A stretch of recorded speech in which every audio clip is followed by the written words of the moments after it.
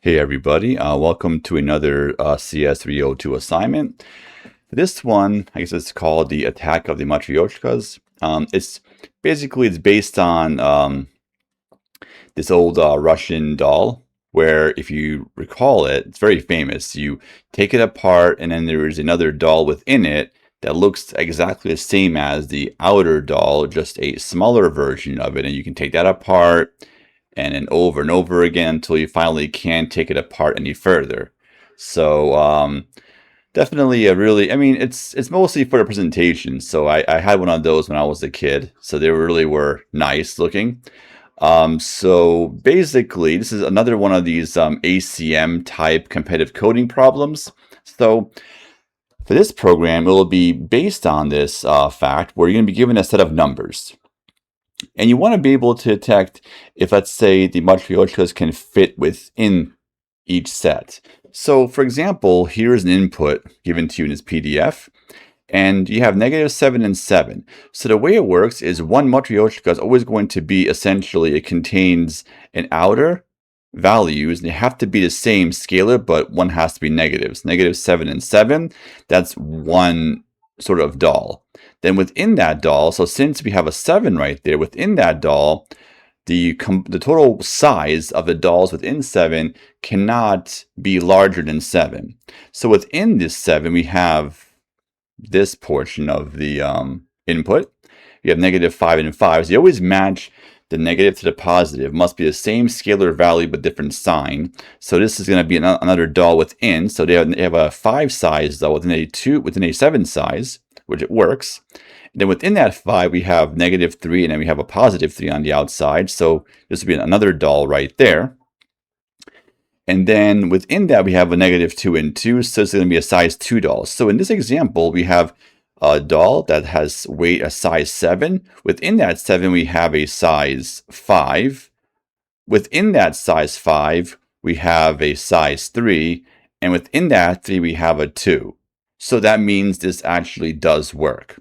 So the rules of this is actually given to you here in a PDF. And in some cases, you may have to break this doll off into 2 subdolls. So it's not going to always be simple like this input case. So in some cases, you may have one doll contain 2 dolls within it. But the sum of the sizes of the 2 dolls within one doll cannot exceed the size of the outer doll, if that makes sense. So for this assignment, you could use a vector of integers because you're going to have essentially integers. So from input file, you'll be given a set of numbers. Again, you can read this in using the next redirection. So your cin variable is going to be essentially, that's going to be your input file stream variable essentially. And I would suggest to populate a vector of integers. Now, of course, you can use an array if you want as well. But a vector is nicer because you can keep pushing elements one by one. It's a nice dynamic, resizable structure. So that's sort of what this program is all about. And then, of course, what you want to do is in this program, so here's some contents of main. You can have vector of int. And basically all you have to do, and here's your test inputs, you just need to essentially, given this input file, you have to either output is matryoshka or try again, and make sure you put those smiley faces or sad faces in because it's going to match that on code as well for you. So that's basically all there is to this program. Not much to explain here. So I essentially went over the entire overview right there. So the rules are pretty simple, but the hard part is going to be to program this. So this is going to be sort of our, I guess, our warm-up to a recursive or recursion type program. So let me go ahead and give you some hints as to how you want to recursively write this program. Okay, so here's an input. This is, I don't think this is actually an input provided in the files provided for you, but I kind of made this one up, and this one does actually work. So here's how you can visualize this. So here's your outermost doll right there, and notice how the -11 and 11 match. That's going to be one kind of outer doll. And then within this doll, we have 2 dolls. My mistake, sorry, it's this one right here. There we go. There's this, And then there's this. So we have these two dolls within. So we have this 11 size outer doll. Within it, we have these two size 5 dolls. So their sums would be 5 and 5, so 10, which works. You can have 10 or less within the 11. And then within that 5, we have just really one inside, which has the value 3, which is less than 5, so it works. And then this 5 doll, we have two inner dolls within it. 2 and 2. So that sum is 4, which is less than 5, so it actually all works. So now the question is, how do we actually figure this out? So we're going to be using recursion as the best way to work this out. Now the recursion is going to be a little bit tricky. In fact, it's actually a pretty small program. But the recursion might be a little tricky because this is something that you might not have done really in CS2 that much. Or I'm not sure, but typically in CS2, the recursion is kind of simple because, of course, the goal is to get you just started on recursions. But here in this class, we kind of take it up a step. So when you're going to create a recursive function, you of course want to pass in the vector. And of course, if you want, you also can pass in the left and right indices. So for our first function call, we would have the entire vector, or you can pass in the entire vector along with the leftmost and rightmost indices. So you know what the entire range of your vector is. And right here, since the left and rightmost are both going to be a match, then we have only one doll. So now we have to recursively call a function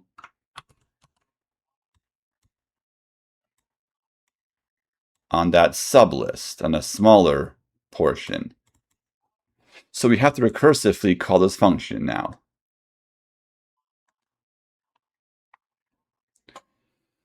Now again, what you can either do is you can just simply remove the last and first element and then pass in this new vector into the function, or you can pass in the entire vector and just pass in this element's index and this element's index, which will kind of give you the illusion that we're passing in a smaller array.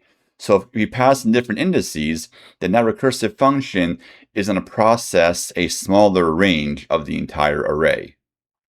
But either way, I'm making this more visual. So our recursive function is going to pass in this smaller size list. Okay, so now in this case, the left and rightmost already match. Now, we already saw from earlier, this is actually not the correct matching, but right now our program doesn't really know this, so it has to kind of go through the motions until it finally figures it out. So right here, these two match, so that means we have one inner doll. Hopefully it copies and pastes a little better this time. There we go. That's better. So we, again, recursively call a function on a smaller array, or we can just pass in the index of these two items into our recursive function, so our recursive function knows what range of the array it's going to be processing. Or we can just simply remove these elements and maybe just have a temporary vector and remove these two elements, then pass the updated vector into the function. It is up to you entirely how you do this. But anyway, you want to have the result be that this function is only going to process just this portion of the array. So now in this case, we see the outer values don't match. So what happens is we have to have a loop of some sort that maybe starts in the rightmost position until you finally find a match. So 2 does not match -3, -2 no match, 2, -2, -5, 5. Oh, this actually does match. So we found a match. So since our match was not between the endpoints but somewhere in the middle, in this case we create two dolls. So how we can sort of look at this, we can branch this off into two pieces.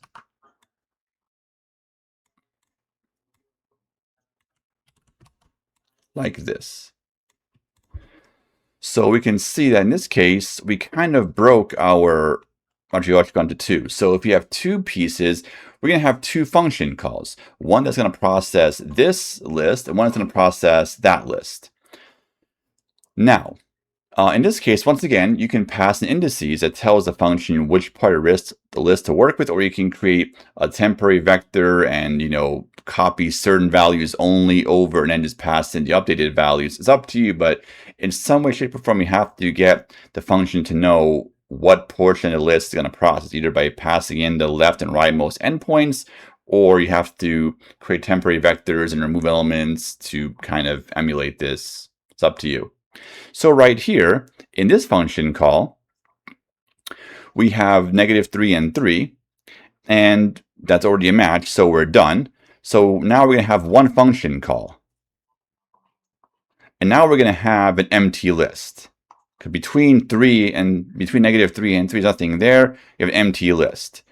So in a recursive function, we have to return something back up to the parent that tells it that everything is okay. So perhaps if you return 0 back up to the parent, then the quote-unquote doll inside of the 3 has a weight of 0 or size of 0, which means it all kind of works out. So then what you can do is return the value 3 up here. So I'm kind of giving a little bit of an idea, but this returns back 3 up to the calling function. So here we return 0. Here we return 3, because clearly this doll has a size of 3.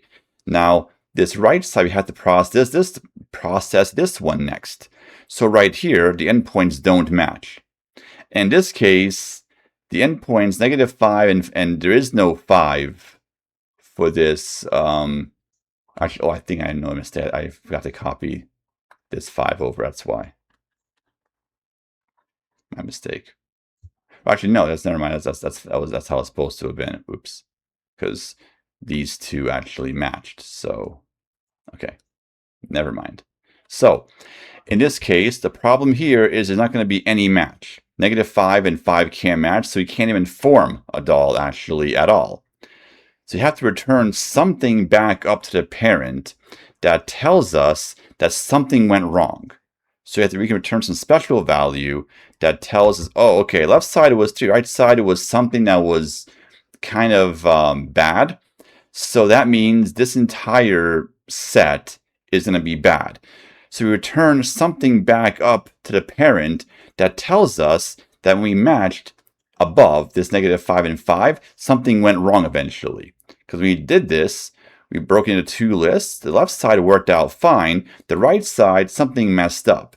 So we returned some kind of value up that tells us that something messed up. If we have a 3 and then something messed up on the right side, that means, okay, we want to return back some type of a special value up to its parent that tells us, oh, okay, when I matched 5 and -5 and 5 and recursively called the function on this, something went wrong. So you have to kind of return back to the parent function. So what happens here, when we return, each function call gets destroyed, and we return back up to the parent.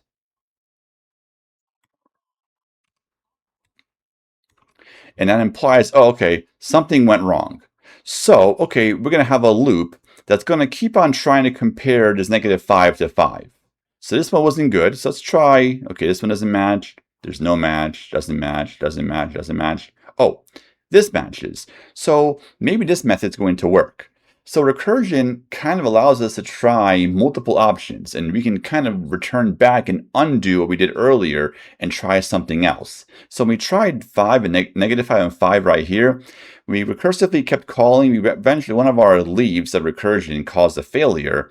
So we returned back to this function, and we had to resume, and then we had to then say, okay, we got a failure, so let's go ahead and just, using a loop, find a different match. And turns out this creates another match right here. So now what happens is we have now 2 dolls as a result, because now the outer endpoints didn't match. However, somewhere in the middle, somewhere in between the left and right endpoints had a match, which implies that now we're going to have 2 function calls in this version.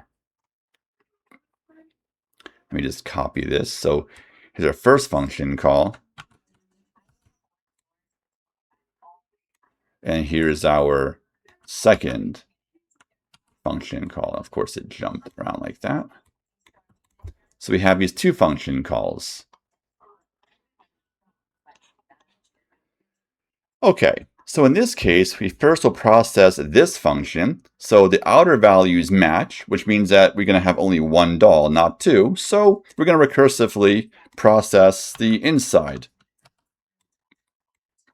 So we have only one function call gets created. And right here, the -3 and 3 match right away. So one function call gets created, and it's going to be an empty list. So we're done.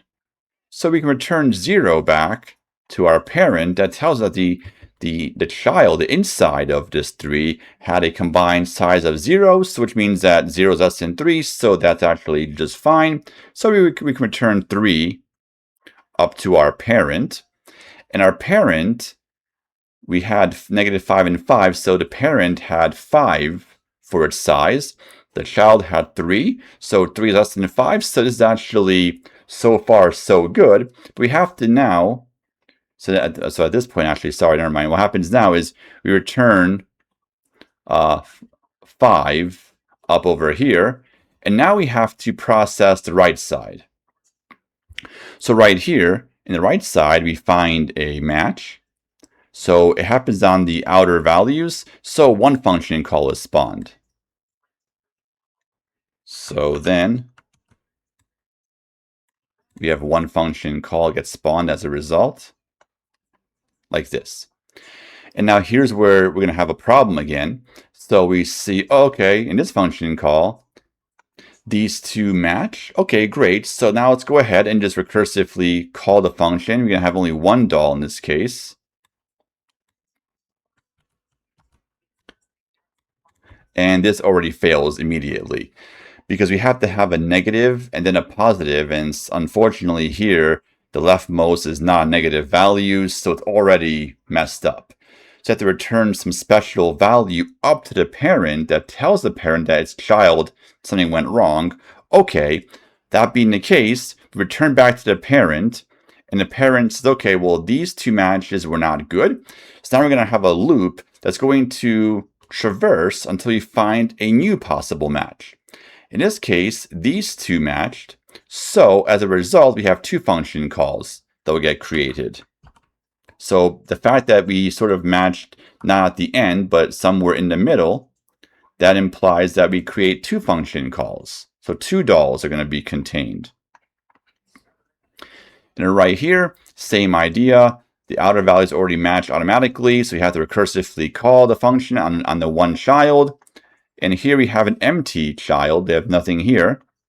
So we can return a 0 back up to the parent. And the parent receives 0, so 2 is the parent. If we call the recursive function, return a 0, so 0 less than 2, which actually works, so there's no problems there. Return 2. Cool. Now let's work on the right side. On the right side, same thing will happen. We have a match right from the get-go. So then we try to do one recursive call on the child, but the child of, inside of -2 and 2 is nothing there. So we would essentially pass an empty list into a recursive function that returns 0. That tells the parent, okay, the child of 2 was nothing, 0, which means that the child is not bigger than our parent, so we can return 2 up here. And then what happens now, at this level, we have essentially the parent called this function on 2 children. It returned 2 and 2 up. So you want to return 4. So you want to kind of figure out, how do we actually get this value 4? Well, we have to basically add up the 2 children values. So now we get 4 up here. So the parent, if you recall, the parent had -5 and 5 as the endpoints. The weight of the children or child was 4, which is less than 5. So it worked out fine. So we can return 5 up to the parent. Now we get 5 over here, if you recall. So that means everything just works out. So then we can return, essentially, in this case, we have 5 on the left, 5 on the right. We return 10 back up to the parent. And the parent original function call had 11 for its size. and we call the recursion, it returned back to us 10. So 10 is less than 11, so everything is fine. We can return 11 back to main, and then we're done. So essentially, these red lines are kind of how we break the doll and how we do our recursion. So if you have two lines, you create two recursive function calls. And then the parent has to add up the sum of the two children. If it's one function call, then the sum will be the only child in that case. And then we essentially just keep doing this essentially over and over. So we may want to have a loop within our function call. But when we find a match, we kind of stop the loop, or we kind of pause it for a second, call the recursive function, and then the function you're currently on will pause, and then the child function will then process the list, and so forth.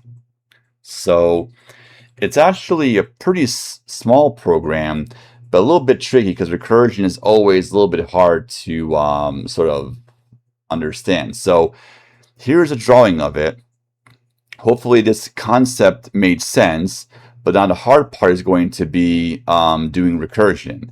So I guess let me go ahead and just kind of give you an idea of how you would actually possibly code this. So here's a pretty quick demonstration. So for example, consider I as the leftmost position. So let's say, let me go up here for a second. So let's say for right now, you know, here's I, this is the index I, and here's index K, let's suppose. Oh, sorry, here's I and here's J. So this is the leftmost, that's the rightmost index. And then K will iterate through all that from J until it finally, once it hits I, then of course, you're done. Decremented by 1. And if the leftmost matches whatever K is, then you call a recursive function. Now, of course, you have to check. If K equals J, then obviously you would do one recursive function. If K is less than J, you do two recursive functions. But what will happen is this. When you call a recursive function, you pass in your new array, or you pass in different endpoints into new function. This current function right here will pause. Right wherever K happens to be, will pause right there. It's going to wait for a response. And once the child function returns something back to you, you either return and get out of this function, or if it returns something back to you that's no good, then you can jump back to your for loop and then resume. So that's kind of how you can, loop through. When you find a match, call a recursive function, you pause, and you're going to pause within the loop body. You return back, you can decide whether you want to resume the loop and try to find another match, or if, let's say, the child returns back to us a valid number, so we're all good, we can return right here, which will escape the for loop and this function call, return back to the parent, and then it will resume from there. So I drew this out, and again, it's because recursion might not be very natural to us just yet, coming from CS2. So I wanted to give some visual, and then maybe give you a little bit of code right here to kind of give you an idea of how that picture in the code, how it kind of correlates. So that'll be the end of the video. So I guess I hope this video did help you get started. So I guess happy coding, and till next time.